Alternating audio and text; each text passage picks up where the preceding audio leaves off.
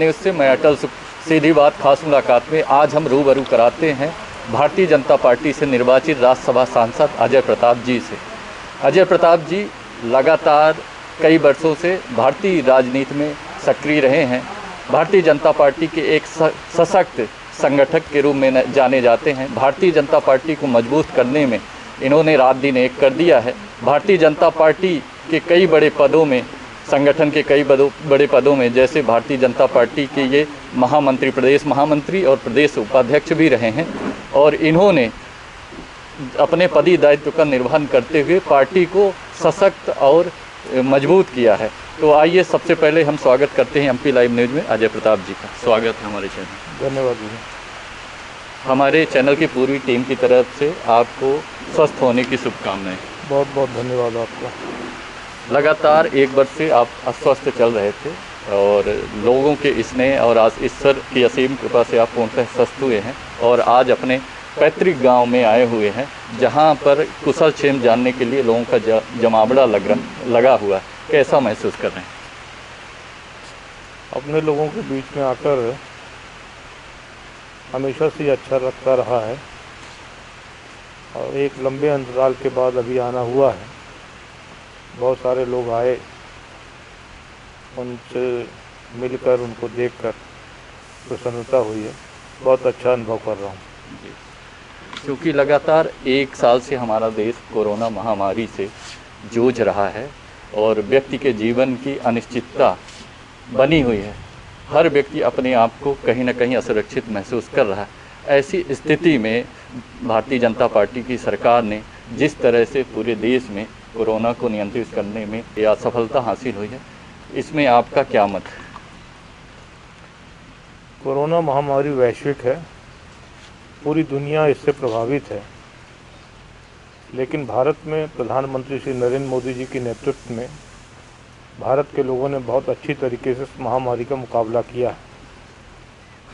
जब इस महामारी की प्रथम लहर आई थी, उस समय प्रधानमंत्री नरेंद्र मोदी जी ने आगे बढ़कर पूरे देश में लॉकडाउन किया था। उस समय जो हमारी स्वास्थ्य सुविधाएं थीं, उसमें भारी कमी थी। उन्होंने स्वास्थ्य सुविधाओं का विस्तार किया और अनेक कदम उठाए, जिसके परिणाम स्वरूप दुनिया के अन्य देशों की तुलना में भारत में यह महामारी ज़्यादा कारगर नहीं सिद्ध हो सकी। यह महामारी भारत में अधिक जनहानि नहीं कर सकी। भारत की तुलना में अमेरिका बहुत ही अधिक विकसित देश है। यूरोपीय देश बहुत अधिक विकसित हैं। यूरोपीय देशों की बात करें तो पूरे यूरोप की आबादी लगभग 140 करोड़ है। उसकी तुलना में भारत की आबादी लगभग 135 करोड़ है। लेकिन यूरोप में जनहानि बहुत हुई। वहाँ पर जो उनके कब्रगाह थे, वहाँ पर स्थान की कमी पड़ गई। लेकिन प्रथम लहर में मोदी जी के नेतृत्व में भारत ने जो सुरक्षात्मक उपाय किए, वो बहुत कारगर सिद्ध हुए और काफ़ी अच्छे ढंग से उस कोरोना महामारी का मुकाबला भारत ने किया। द्वितीय लहर में कोरोना वायरस ने अपना वेरिएंट बदल लिया, नए तरीके से लक्षणों के साथ प्रकट हुआ। प्रथम महामारी की तुलना में दूसरी लहर में भारत में भी कुछ नुकसान हुआ, लेकिन 1.5-2 महीने के अंदर ही मोदी जी के नेतृत्व में, मोदी जी के मार्गदर्शन में जो राज्य सरकारें हैं, उन्होंने टीम इंडिया की भावना के तहत इस महामारी का मुकाबला किया और सने सने इस पे काबू कर लिया है। एक समय ये जो असंभव दिखाई दे रहा था, अब कुछ प्रांतों में रह गया है, नहीं तो लगभग हर प्रांतों में स्थिति नियंत्रण में है। और जहाँ तक अपने सीधी जिले और मध्य प्रदेश की बात है, तो यहाँ की राज्य सरकार ने, जिला प्रशासन ने अच्छा काम किया है और बहुत प्रभावी ढंग से इस महामारी की रोकथाम की है। कांग्रेस के बड़े नेता राहुल गांधी ने आरोप लगाया है कि भारतीय जनता पार्टी की सरकार जो कोरोना की दूसरी लहर आई है, इसको और अच्छे ढंग से नियंत्रित कर सकती थी, लेकिन चुनाव के कारण कोरोना से ध्यान हटा लिया, जिसके कारण जो जन धन हानि की नुकसान हुई है हमारे देश में, इसको बचाया जा सकता था। आप क्या कहेंगे उनके बयान का, किस तरह से पलटवार? राहुल गांधी के बयानों को उनकी पार्टी के ही लोग गंभीरता से नहीं लेते हैं।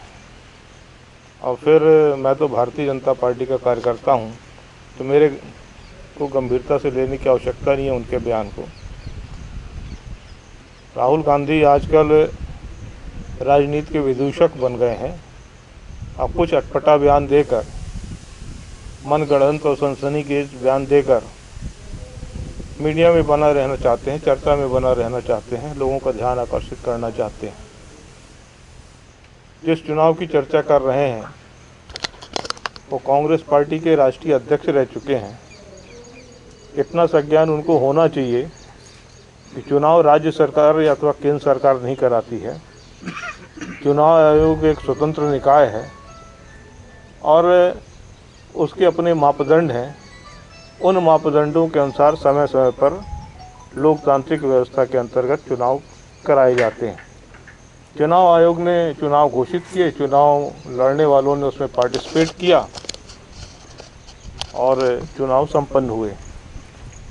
जहाँ तक कोरोना महामारी के संदर्भ की बात है, तो मैंने पहले ही कहा है कि मोदी जी लोकतंत्र में विश्वास करते हैं, टीम इंडिया में विश्वास करते हैं। उस टीम इंडिया की भावना के तहत अलग अलग राज्यों की अलग अलग परिस्थितियाँ हैं।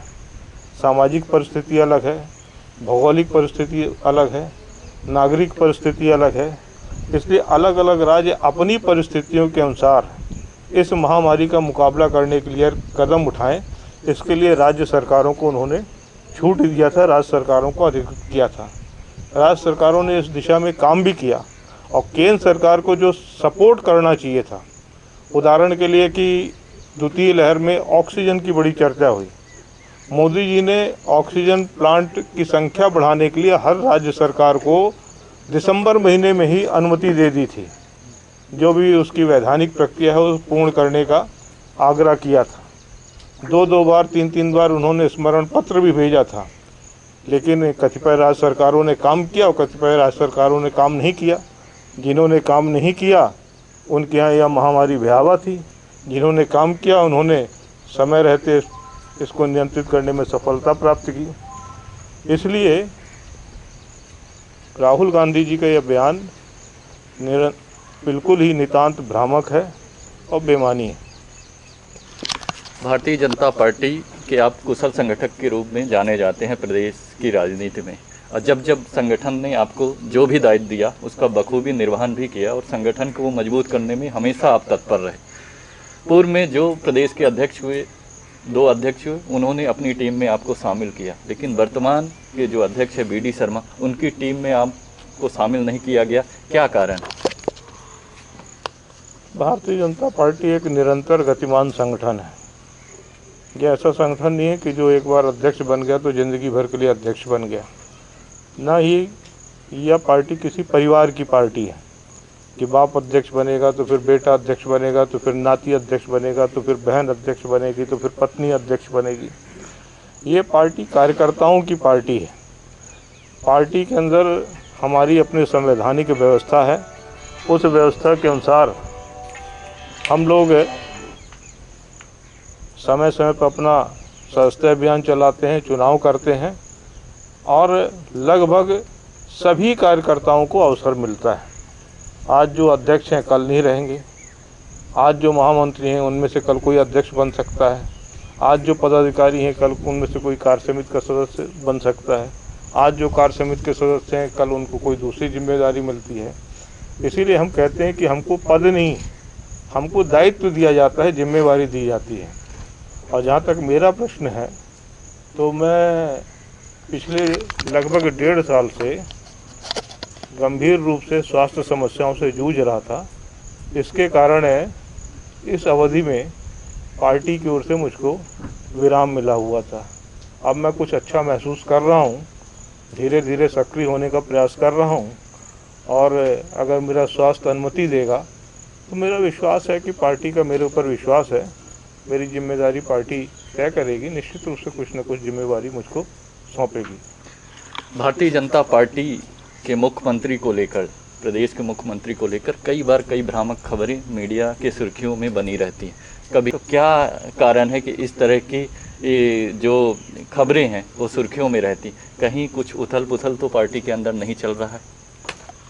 पार्टी के अंदर कोई उथल पुथल नहीं है। पार्टी के अंदर निर्णय लेने की एक प्रक्रिया है।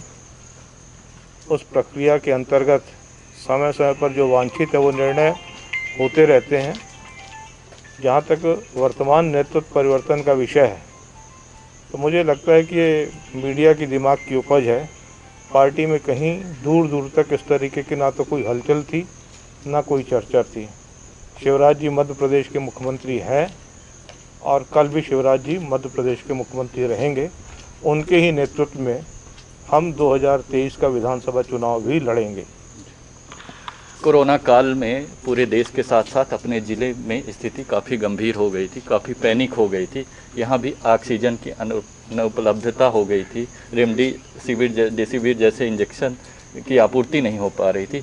ऐसी स्थिति में कई जनप्रतिनिधियों ने अपने सांसद निधि विधायक निधि से राशि जिला प्रशासन को दी और उससे खरीदे भी गए ऑक्सीजन कंसंट्रेटर और सारे संसाधन आपके तरफ से भी किया गया।